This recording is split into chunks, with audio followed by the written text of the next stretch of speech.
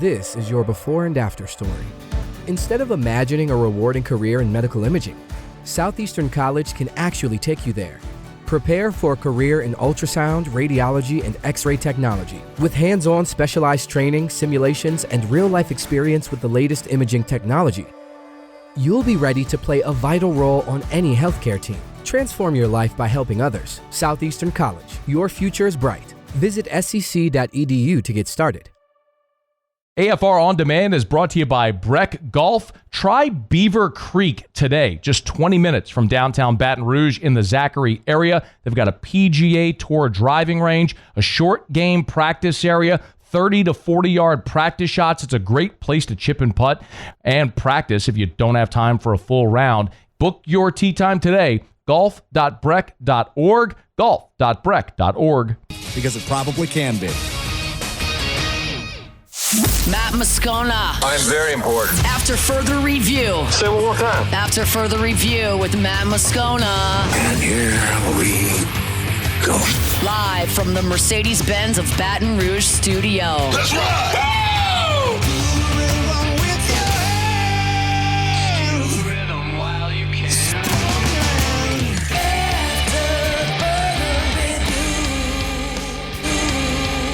Hour 3, off we go. Welcome aboard. Glad you're with us. AFR, presented by Goodwood Men's Sexual Wellness. We are here from Radio Row at SEC Football Media Days, winding down day number 3. Tomorrow, day 4, it's the Missouri Tigers and the Kentucky Wildcats kicking things off. The afternoon will be Arkansas and Texas A&M. Typically, the way the league structures this is they will try to put a heavy hitter at the end of the last day, basically to entice people to stay to the very end. I will tell you candidly, by the time you get to the end of day 4, it does thin out in here. A lot of times there are people who come specifically just to cover the team that they cover, to be here for the day of the team that they cover. Some might look at day 4 with a lighter day, Missouri, Kentucky, Arkansas, and think, I'm not sticking around for that, even if Texas A&M is there at the end. But we'll talk more about Texas A&M tomorrow, and we'll have Billy Lucci of Texags with us. Chatted with Billy a bit ago earlier today. I do think one of the things I always come here looking for, asking, thinking is what is the team that maybe I don't know enough about that looks like they are ascending. A lot of people here this week, you've heard me say this, these are some of the narratives that build. Florida, South Carolina, Oklahoma are the teams that maybe a lot of people are thinking are going to take that next step in 2025. I don't believe that. I think each of them is a 7-win football team. And so I've been asked the question a bunch, who's the team that takes the step? It's just natural. Like, someone has to. I mean, not every team's not going to win 9 or 10 games. You're going to have a Kentucky that falters, a Mississippi State that wins 2 games. You're going to have an Auburn that backslides to 5-7 like they did. Oklahoma was 6-6. I mean, somebody's got to.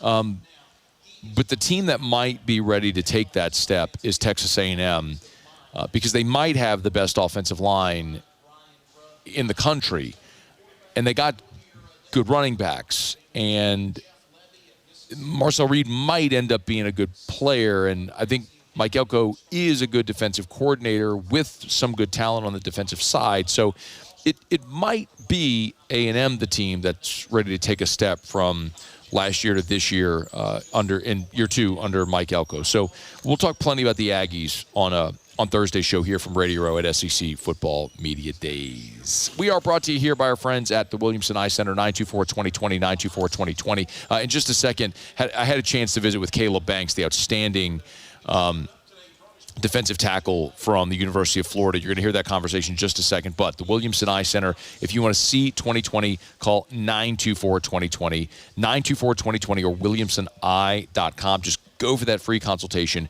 with Dr. Blake Williamson. You will be thrilled that you did. No doubt you have someone in your life who has had LASIK and has told you, best decision I ever made, best money I ever spent, wish I had done it years before. I'm in that number. Wish I had done it years before.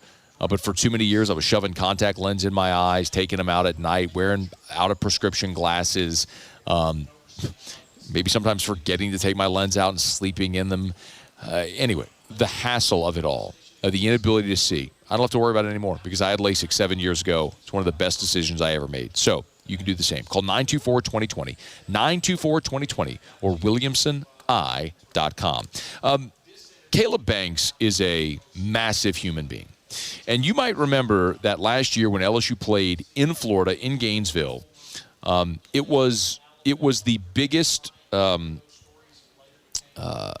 blemish on that otherwise sterling offensive line pass protection record. The LSU offensive line a year ago struggled to run block. We know that. They were 104th in the country in rushing offense.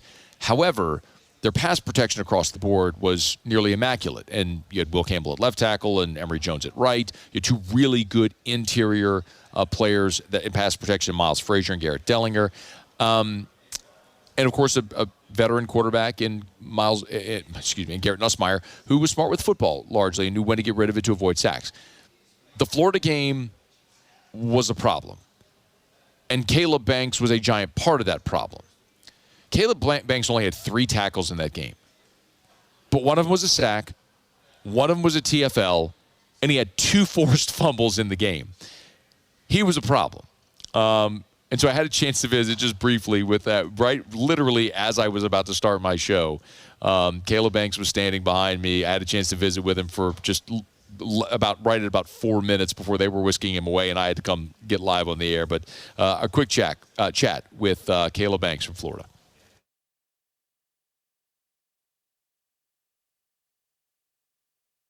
All right, the massive human next to me is Caleb Banks. How are you, man? I'm doing good. How are you? I'm doing very well. How big are you? Right now I'm like 6'6", 325. Was it a pain for your parents to buy clothes for you growing up?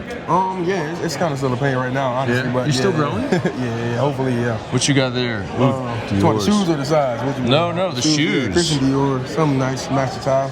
I tell you what, man. Belt, yeah. You came clean today, man. Appreciate it. Came ready. You took out some aggression on the LSU Tigers last year. Did you feel confident going into that game? Yeah. Coach Chapman, he helped us prepare for that game throughout the whole entire week. That was like one of his games he had pinned on his board. He had us fired up. He was ready to go. Coach Napier did? No, Coach Chapman. Oh, Coach Chapman. So Coach Chapman spent some time at LSU. What's that relationship like? Yeah, that's my guy. Coach Chapman's my guy. He's like a father figure. I say it all the time. He helps me in ways that I didn't know could be possible. Like what? Just like being a father figure. My dad wasn't there really, so he was helping me teach me how to tie ties, stuff like that. Like just is small things. That's cool, man. Yeah. You come off a season like you had last year, man. You go into a year like this. What do you work on? Honestly, I'm working on my run game right now. My pad level, keeping my pads low, understanding the game better. These are small things. Yeah. When you as a team look at this season, last year it was a really strong finish. Beat LSU, you beat Ole Miss.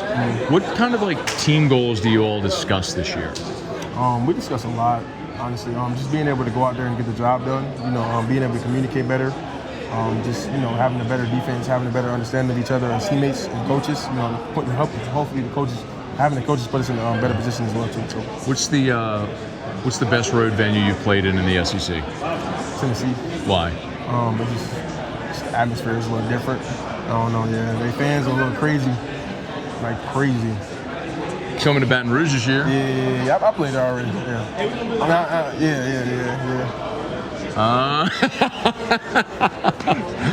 played there already. Yeah, that's gonna be a good game. They're gonna have that one circled, no doubt, man. What's been your? Did you get to eat out when you go to any SEC cities? Y'all just eating in the hotel? In the hotel. All right, you get one meal. What are you eating? Steak and eggs. Before every game. What? Okay, not just for a pregame. One meal, for the rest of your life. Favorite meal? What do you eat? Steak and eggs. Okay, what's your cut of meat? I like what is it? Ribeye, filet. You're a filet guy. You gotta try a ribeye. Way more flavorful. Yeah. I mean, look. How do you get it cooked? Medium rare. Okay, medium rare. That's where we got to go. Yeah. You need to go ribeye medium rare. Trust me. Mm-hmm. All right, if you could have one pair of sneakers you don't own presently, what would you want? Right now I want a lot of pairs. How many do you have? Probably around 50. Over 50? Yeah, over 50. Yeah. I'm a sneakerhead. That's I love sneakers. I love shoes. I've always been in shoes since I was younger. I got 91. I counted before I left. Really? I had a lot. Oh, Jesus. My wife had to clean out her closet, man. She had to give me space. One shoe, I would say Does it matter, like designer, Jordan? Up to you, man. You call it. I would say the Haagen-Dazs Dunks. What? Oh, I'm starting my show right now. All right, gotta go. Pleasure, dude. Thank you so much, man. Good luck this year. Yes, Be healthy. All right, man. Yes, sir. Thank you. Our conversation with Caleb Banks, he was blown away that I had more pair of sneakers. I think he was surprised that the short 43-year-old balding bearded white guy had more sneakers than he did.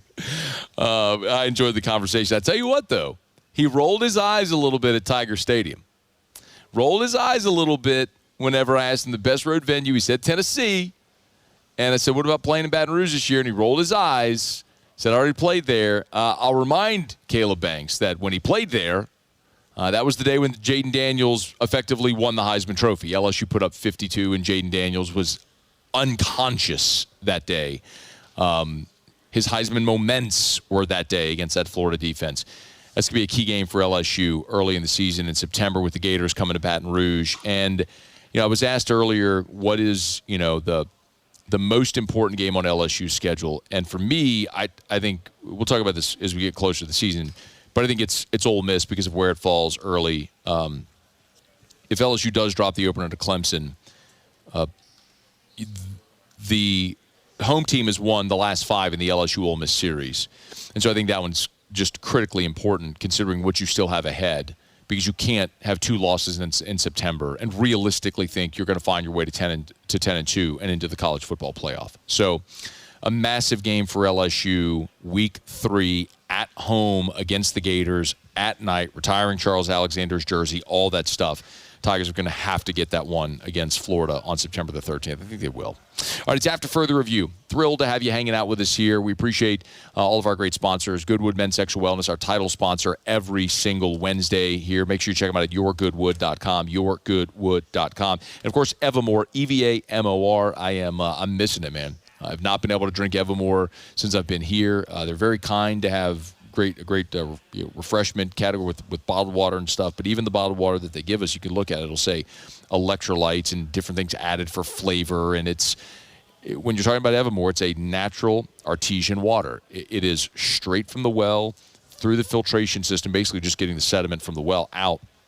And then into the bottle, it doesn't touch air until you open it and take that first delicious sip. It's Evamore. EVAMOR, Evamore.com. Drink Evamore. Available at great local retailers and online at Evamore.com. All right, it's After Further Review. Also cool to hear a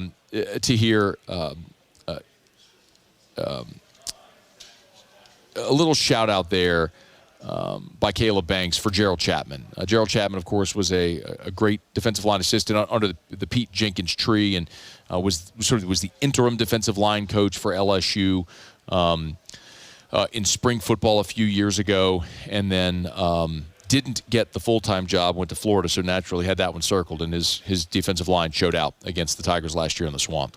Hopefully a different story this year in Baton Rouge. Okay, we'll knock out a quick break. When we come back, Robbie Faulk will join us. We'll talk a little Mississippi State Bulldogs. Tigers and Bulldogs don't play for the second consecutive year. Jeff Lebby, year 2. Just 2 wins a season to go. How do they build on it? We'll talk about that next on AFR. AFR. We're brought to you by Clegg's Nursery. 4 locations in the greater Baton Rouge area. Siega near Airline, LA 16 in Denham. Mid-City on Don Moore, and the Garden Center on Greenwell Springs. I tell you every day, buy local, shop local. And if you don't follow their Facebook page, you really need to. They do a great job over at Clegg's of updating the Facebook page every day. So whenever there's a new shipment of flowers, plants, trees, shrubs, anything like that comes in, they always do a great job to make sure they update the inventory and the location on their Facebook page. So make sure you're following Clegg's Nursery on Facebook. At any of the on Facebook and get by any of the Clegg's Nursery locations. Listen, we're still in the middle of summer, and even though football season is near, fall is near, we know that summer temperatures are going to be here still for months. If you want to beautify your outdoor spaces, add that pop of color, your bedding plants, your flower pots, you could do it, and Clegg's Nursery can help. And they've got the most friendly, helpful, knowledgeable staff of horticulturists over at Clegg's Nursery. So buy local, shop local, and tell them Matt sent you in to Clegg's Nursery. After Further Review, presented by Goodwood Men's Sexual Wellness. Visit yourgoodwood.com.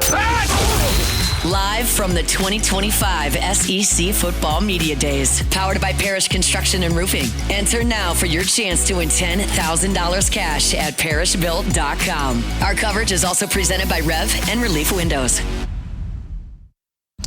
A reminder, we will be drawing for that $10,000 winner cash on Friday's AFR when we are back in studio. Go to parishbuilt.com to register, parishbuilt.com.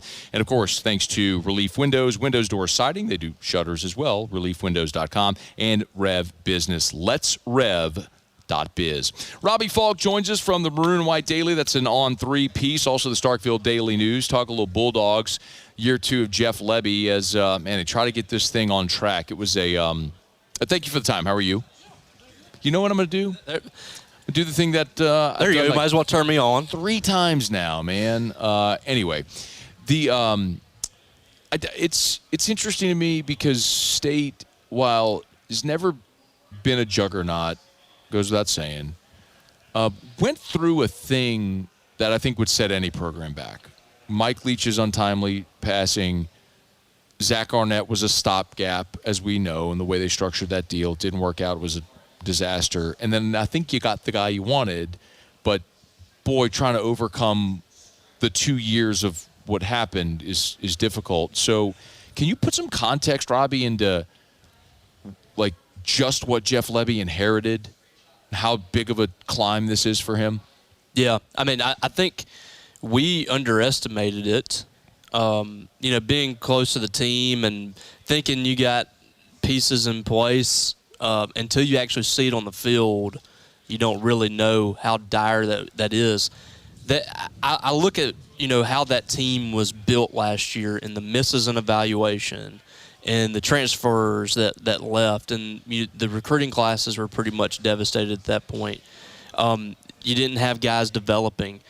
I just think that he inherited a mess of a situation with that roster, and that's not that's not giving him a pass. That's not doing that at all. But I do think that his hands were kind of tied a little bit with what he had there, specifically on the line of scrimmage. And Mississippi State, I mean, following the SEC West for many years and seeing Mississippi State every single year, State always was able to hold their own up front. If they didn't have anything else, they had a defensive line. They had 2 or 3 guys up front that could play, that could hold their own, and they have that track record in the NFL. Last year was the worst defensive line I've seen at Mississippi State, bar none, in my entire life. That's how bad it was, and it wasn't just a depth thing. They didn't have the talent. They didn't have SEC players up front. So that first and foremost is a massive problem in the SEC. If you don't have defensive linemen that can create pressure, that can get to the quarterback, you're in trouble. That affects every single level of your defense. It affects your offense. Your offense has a lot more pressure on it to perform, and for Mississippi State, that offense had a lot of pressure to perform last year. With the fact that their defense just couldn't get off the field. So I think that was a problem. The offensive line was not good either. So that kind of eliminates you from any kind of contention right there. If you don't have the line of scrimmage, you're in trouble. So what they had to do in the offseason, Jeff Lebby had to go out there and they had to go get offensive linemen. They had to go get defensive linemen. But they also had to take care of those other position groups. They went out and they got Luke Cromenhawk, who was a highly rated quarterback coming out of high school. He was a 4-star quarterback in the transfer portal. He started at Florida State last year. So you kind of replenished that room after you lost Michael Van Buren to LSU. You got one of the best running backs in the transfer portal. You got some wide receivers. You got some safeties. So it was a total transformation thing. They had to go to the transfer portal. They had to get rid of some players, quite frankly. They had to get rid of some locker room issues. And I think from just a stability standpoint of good guys, SEC caliber players, I think they have gotten better. But we'll see how much better that is. But I think this is a much better SEC football team than it was last year, for sure. I mean, it's pretty clear. You could be better. The question will be like, how much better? How much is the climb? I'm glad you brought up Van Buren. He got to start 8 games last year. Mm-hmm. Or was it 7 games? Shapen started the first 4. It was 7. Because he came in the fourth quarter of the fourth game. So That's it right. should be 7. The fourth game was Florida. That's right, the Florida game. So his first start was at Texas. He got the unenviable task of going to Texas, Georgia, Ole Miss, and Tennessee. And he also had games against A&M and A&M, Arkansas, and Missouri mixed in there. Welcome to college football. That a babe kid. What do you think LSU's getting in Michael Van Buren? I think they're getting a really tough kid, tough-minded, smart kid too. He's not afraid of anything. He went to Texas, and I thought he performed fairly well.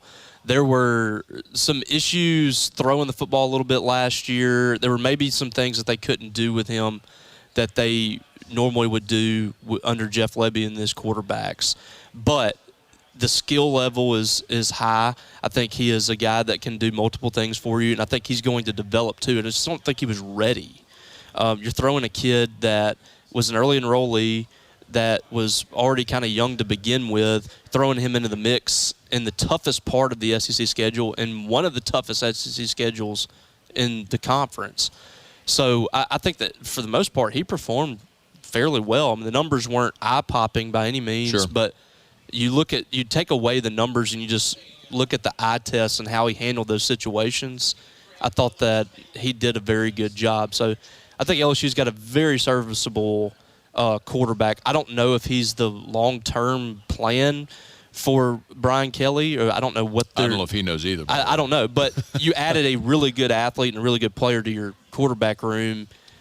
You can't go wrong there. I think they were just looking for experience depth in case if Nuss turns an ankle. And we'll see what the future holds there. Robbie Faulk's with us, Starkville Daily, also on 3 there. It's a Maroon and White Daily. You mentioned the transfer quarterback. Is Blake Shapen? He was here today. Is Blake Shapen the starter no matter what? Oh yeah, that's Jeff Lebby's guy.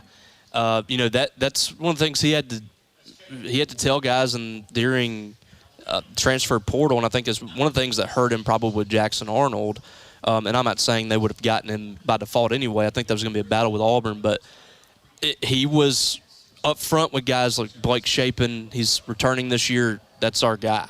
And we would like for you to come in and compete with him. And if you compete with him and you beat him out, that's great. But I can't promise you a starting position because we have a guy that's returning from last year that we are really high on, that we feel like can run this offense the way that we want it run. So Shapen is Lebby's guy. I mean, he is, from the moment he was recruiting him in the transfer portal 2 years ago to now, I mean, that has been a guy that he trusts.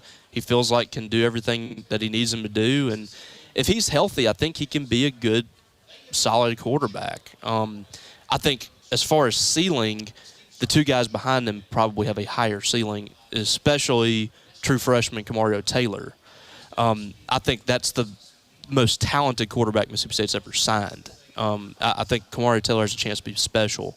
But it's one of those situations where you would really like for him to use this season to learn and to grow as a quarterback under a guy like Blake Shapen. I think it's a perfect situation for Kamario Taylor that Blake Shapen is here because he's a great leader.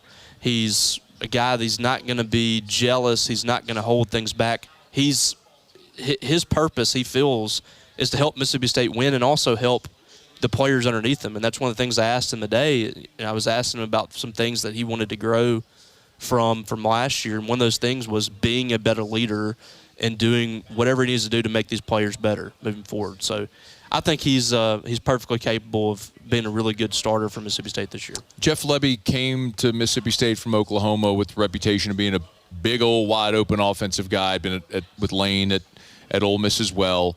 We going to see some of that this year? Like, we can see more points? Yeah, I think so. Year two, it really depends for me on the offensive line. I think the offensive line last year did not allow them to do what they wanted to do. And I think they would have been able to open it up a little bit more with Blake Shapen too. With what he does offensively is a little better than Van Buren, a little more ready than Van Buren in the read option game when they incorporate that a little bit. And also the running game just was not ready in those first 4 or 5 games. I thought the running game got better as the season went on. So your hope is you have a really good running back room. I think it's a running back room that could be top half of the league maybe the top 5 in the league with what they have depth-wise.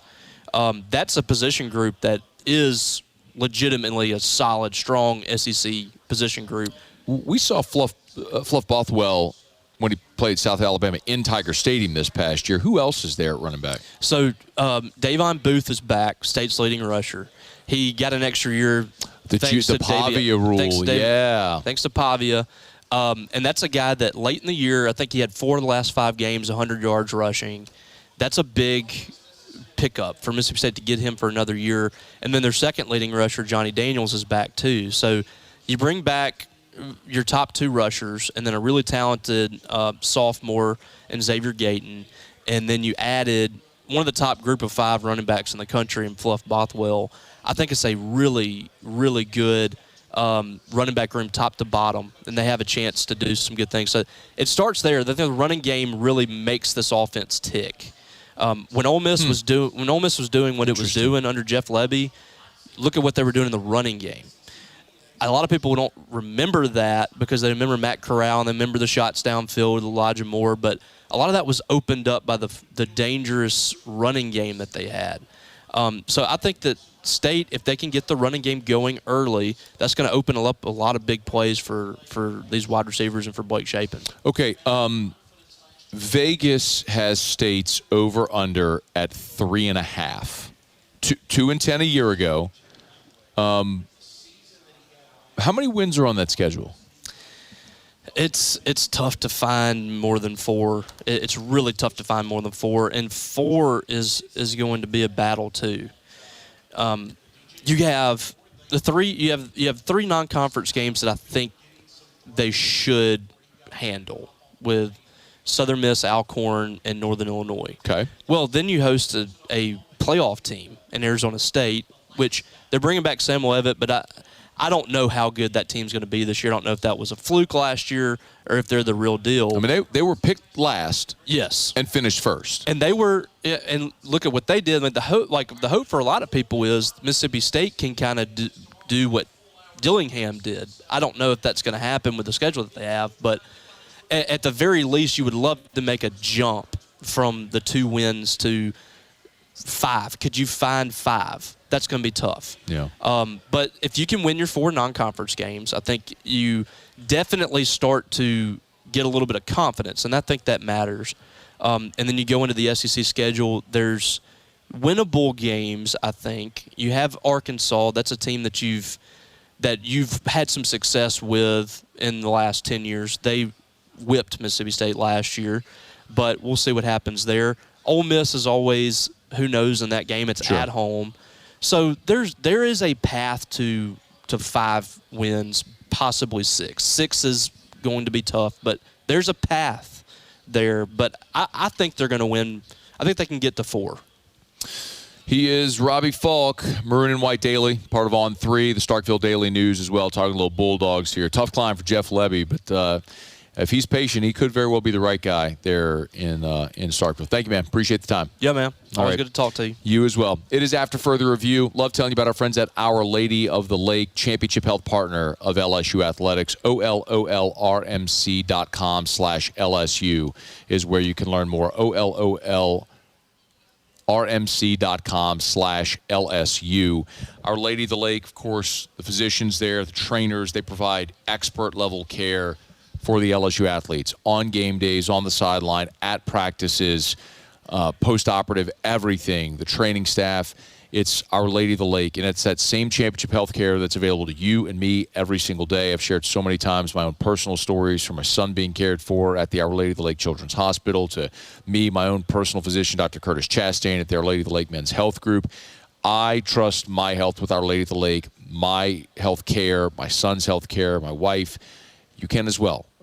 Convenience, access, it's the things that everybody wants when it comes to health care, and Our Lady of the Lake part of the Franciscan Missionaries of Our Lady Health System, offers it. So you can learn more online. It's Our Lady of the Lake and LSU. Together, we roar.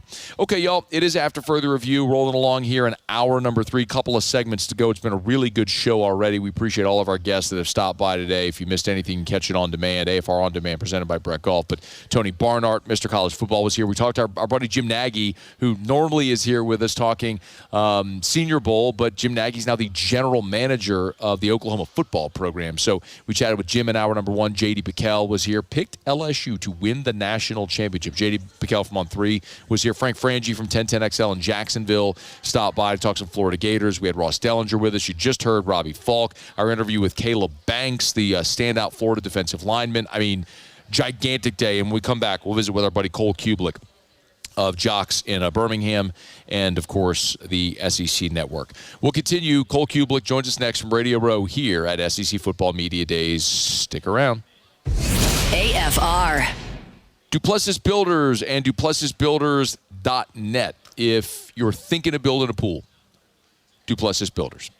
Make it your first call. It'll be your only call. I love hearing so many of the testimonials from you who have taken my advice. I've heard so many times, Matt, I probably wouldn't have even known of Duplessis, wouldn't have called Duplessis, but for you, so glad I did, because Derek and his staff are awesome. See, Derek's background is in engineering. He is a mechanical engineer with a minor in aerospace engineer. He's working as an engineer, and he takes that background into every pool he builds, but he's also mastered customer service and knowing and helping you feel fantastic throughout the entire process because of the communication and the quality of work that they do. And remember, with Duplessis Builders, every pool comes with a 10-year workmanship warranty when the industry standard is 1 year. Check them out online, DuplessisBuilders.net. After Further Review, presented by Goodwood Men's Sexual Wellness. Visit yourgoodwood.com.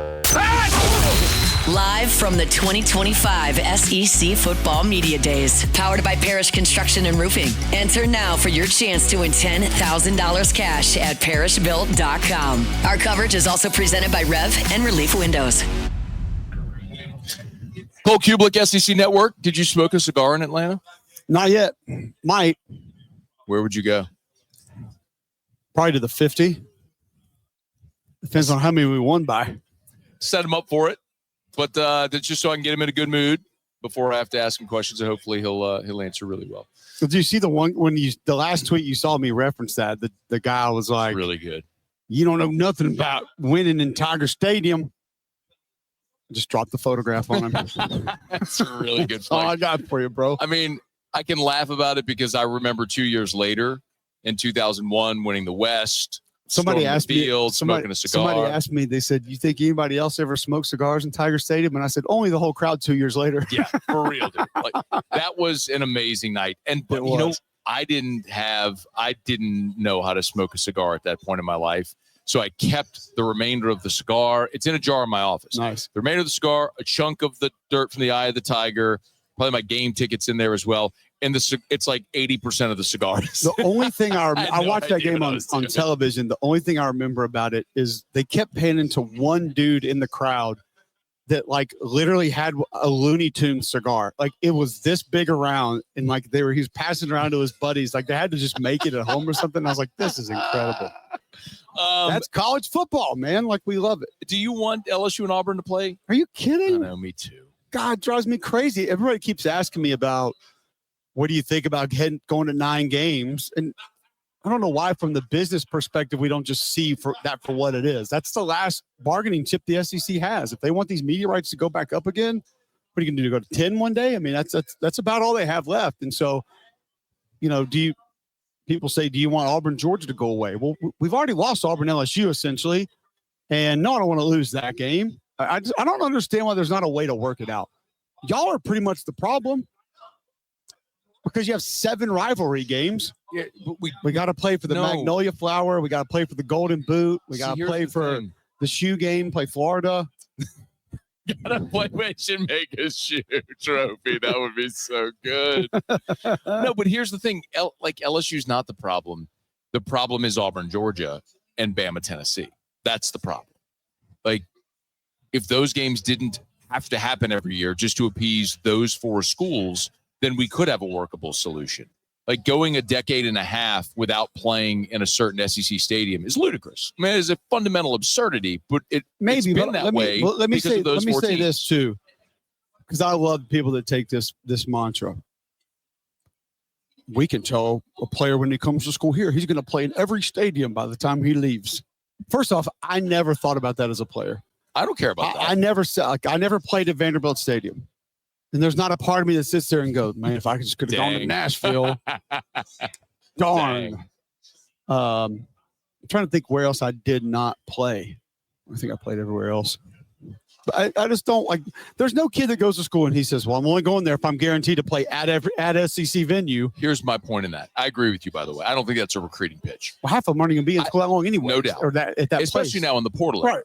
My point is I want some type of uniformity whereby you have equitable scheduling. Like, and to do so, you've got to move it around. Like what's happening the last 2 years is silly. Texas came into the league at a time where the schedule they were given. Or even just Missouri's schedule the last 2 years. Right. I mean, Missouri's got to be the quietest 10-win team ever. But you also have to take into consideration that even by rotating, your powerful teams, that is going to rotate to an extent. Sure. So that there are going to be some, Kentucky wins 10 2 years in a row. People are like, how are we catching this Kentucky team 2 years in a row? Well, if it was this year, people might not be that upset about it. Like That's people who are always saying, can we just get Vanderbilt on their schedule? They probably don't want them this year. So Vanderbilt's on LSU schedule, and I'm quite okay with Vanderbilt being on LSU schedule this year. Should I not be? Vanderbilt ain't going backwards. I'm just going to tell you that. So they're going to be 6-6 again? I think they win 7. Do you think they beat LSU?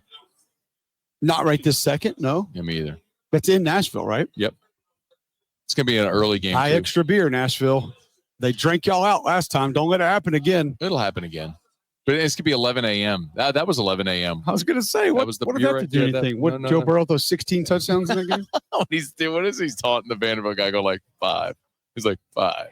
That's so awesome. Good. So good. Do you so everyone asks this question, and I don't have an answer to it yet. I get asked, I'm sure you've been asked. It's like, all right, what team are we sleeping on? What's the team that you came in thinking less of, you leave thinking more of? I've been asked that a bunch. I don't have an answer. Do you? No, here's the rephrase. And here's what I think is the better question. So you could take any combination of the top 4 right now. Texas, Bama, Georgia, LSU. I do think it's very interesting. I think you'll answer this question correctly. A lot of people have missed this, which has been surprising. When we come to media days and we're trying to pick who's going to win the league, if there's one thing we usually point at, what is it? With a certain team. Quarterback, schedule. You hit it the first time. Yet everybody here, Bama, Texas, not me, Georgia. I'm just saying that's weird. Okay, but let's just say those 4, you can have 1, 2, 3, 4, any of the 4, any of the 3, whatever. Let's put those aside. The logjam of what's next is incredible. Auburn, Oklahoma, South Carolina, Florida, Tennessee, Ole Miss, Missouri. LSU. No, I said you can put LSU with the other okay, teams. Okay. Texas A&M is in that group. Okay. I could sit here and convince you they're going to win 10. I could sit here and convince you they're going to win 6 or 7. Now, I don't think Vanderbilt's necessarily there, but I don't know if Vanderbilt is where Mississippi State and maybe Kentucky is right now. Those would be the 2 that no one has real confidence in for sure, and most people here don't have confidence in Vanderbilt. So here's the question. A big eye roll from our Bulldogs. They're going to be better. They will be better. Mississippi State's going to be better. Here's the question. Of that other group of whatever I mentioned, 8 to 10 teams, who's going backwards? Now, Tennessee's not going to be what they were last year. Ole Miss not going to be what they were last year. But I'm talking like who's going to go backwards because somebody is.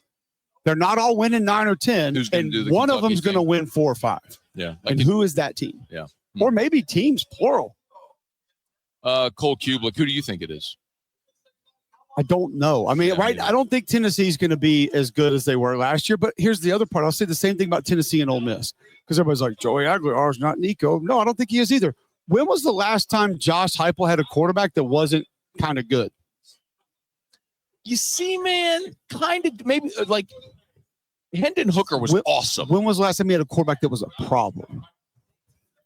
Was Joe Milton any good? Joe Milton did enough. To do what?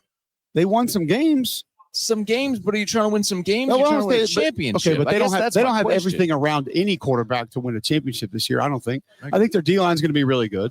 I think the defense is going to be pretty good. They had a good group of tight ends. Running back's never been a problem. Austin Price put me in my place on that when we had him on his show, and I was like, man, I love Dylan Sampson's going to be tough. He goes, all right, let's go back.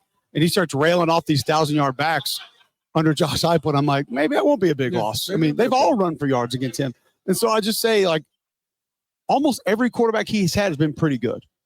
Same thing with Ole Miss. When was the last time we went into a season and said, yeah, I just don't know if this quarterback gets it done for Lane?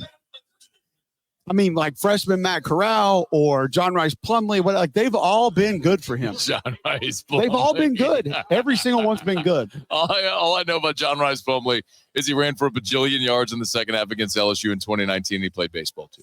He ran for 200 against Bama. Oh, that's so They good. lost, but I wish he'd do that some more. But I'm just saying, Austin Simmons is not going to be a problem. And I don't think Joey Aguilar is going to win the Heisman, but I also don't think he's going to be a big reason that they don't win games.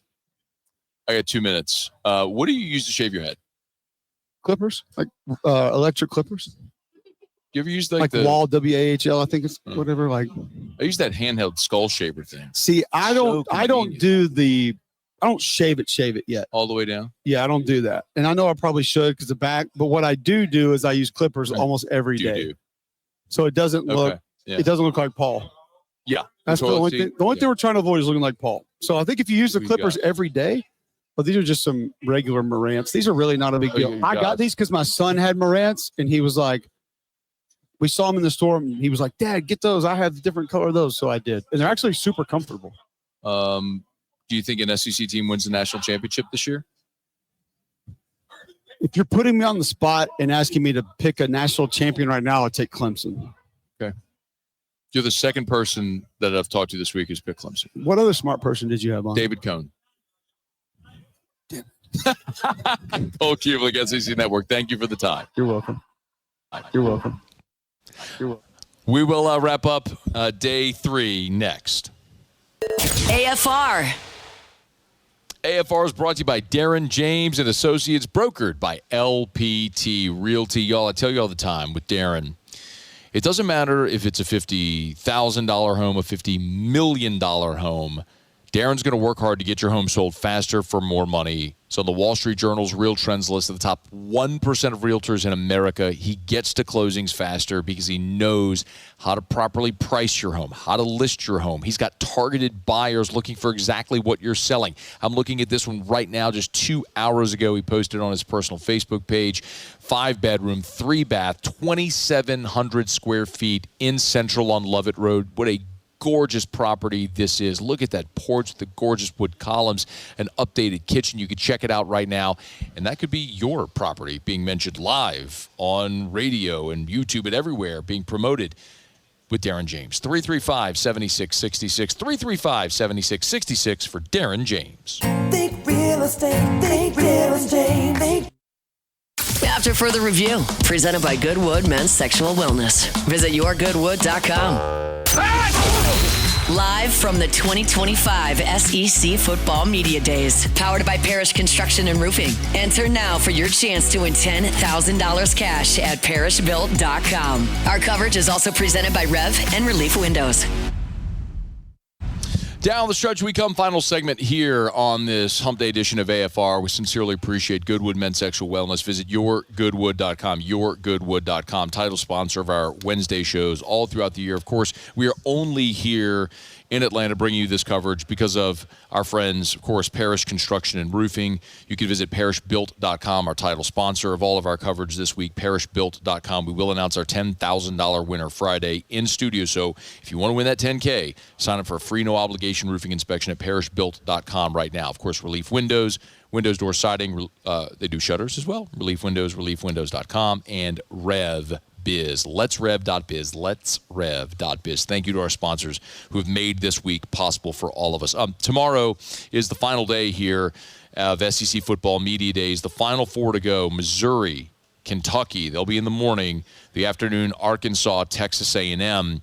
Wise, I would think, to have the Aggies to have an intriguing storyline there at the end, but for as much of a power day as Tuesday was, Thursday is certainly a lighter day with some teams where there's not a ton of expectation. And it's odd to say because Missouri won 10 games a year ago. They were 10-3. 9-3 regular season, won their bowl game against Iowa to finish 10-3. And that might be the quietest 10-3 ever. And that's what happens when you play Murray State, Buffalo, Boston College, Vanderbilt, Texas A&M, UMass, Auburn, Bama, Oklahoma, South Carolina, Mississippi State, and Arkansas. But Missouri and Eli Drinkwitz, who is 38-24 over 5 years at Missouri, entering year 6 there with hard to believe it's already been 6 years that Eli has been at Mizzou. Mark Stoops, a miserable season a year ago. They're looking for some type of bounce back. They're back in the portal again at quarterback with Zach Calzada, the former Aggie, former Auburn Tiger, now at the Kentucky Wildcats. Arkansas, is this the swan song for Sam Pittman, Taylor Green there at quarterback? And then the Aggies, are they the surprise team? Is Texas A&M the team in 2025 that takes the big leap into national relevance? Maybe a team that could very well be competing for the SEC championship and a playoff berth. Texas A&M last season just 8-5 under Mike Elko, but could that be a team that pushes forward toward a playoff berth? We'll learn a lot about the Aggies tomorrow here on Radio Row at SEC Football Media Days. All right, that's just about going to do it for us. Massive show. Thank you to Mr. College Football, Tony Barnhart. Jim Nagy, the GM of the Oklahoma Sooners, was here.